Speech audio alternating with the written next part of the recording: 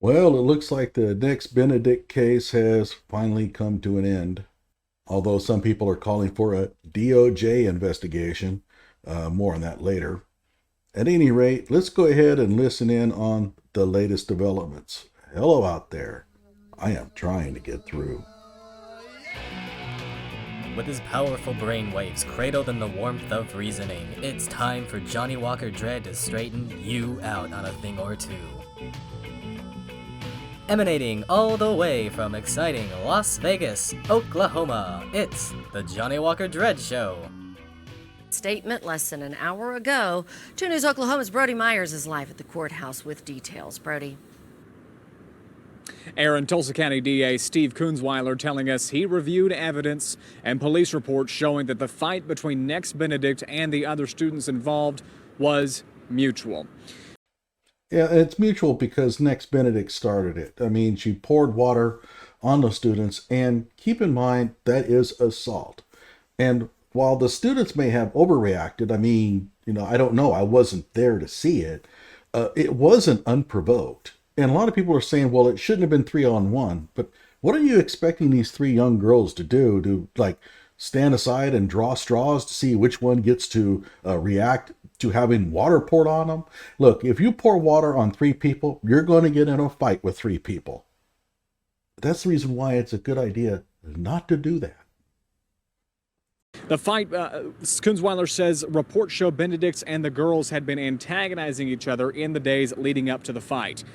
So antagonizing each other, we were led to believe that Nex Benedict was simply bullied by the others. Now there is some reasonable doubt as to whether that was true or not. Maybe Nex was involved in bullying the other girls. Who knows? I don't know. None of us know. And I get it that because trans kids are probably bullied more often than others, it's easy to just jump on here and just say, well, she must have been the bullied one, but you don't know that. He says witnesses say Benedict poured water on the girls after they made comments about Benedict's laugh. Kunzweiler also says Benedict wrote notes that appear related to the suicide. He says Benedict did not mention the fight or any other problem at school. The DA didn't go into what was in the notes, saying it was a personal matter that the family will have to handle. Okay, so that poses problems for any kind of prosecution. And I know what some people are going to say. Well, she didn't mention anything about the fight in her, suicide note, I suppose. That's what they're kind of hinting at. But it could still have been because of the fight. But the trouble is that you need evidence to support your claim that it was the fight. And here she has a suicide note, and there's no mention of the fight. That makes it really difficult. In fact, I would suggest that it makes it impossible.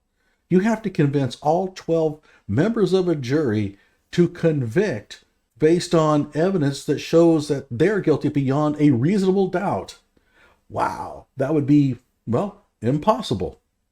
Deciding whether to file any charges, he said any prosecutor has to consider if they believe a crime was committed and whether a judge and or jury would believe beyond a reasonable doubt that a crime was committed. Kunzweiler says based on all the evidence, he believes there was no crime committed in this instance.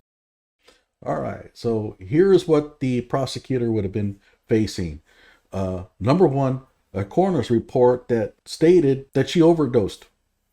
A coroner's report that showed that she sustained no life-threatening injuries during the fight. A suicide note that does not mention the fight. A statement by Nex Benedict that she started the fight.